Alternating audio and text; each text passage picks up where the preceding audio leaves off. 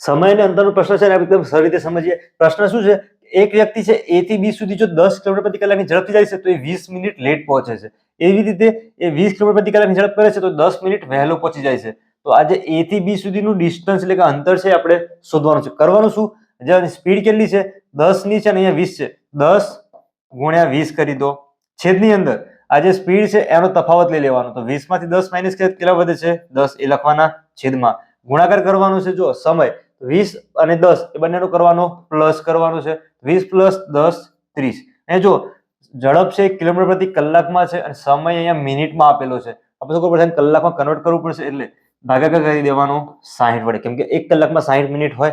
સાદુરૂપ આપીએ જો 30 ગુણ્યા 2 60 થઈ જાય છે. અહીંયા જો 1 1 0 કટ થાય છે, 2 અહીંયા કટ થાય છે, બાકી શું વધ્યું? 10. તો જે ડિસ્ટન્સ કેટલું હશે?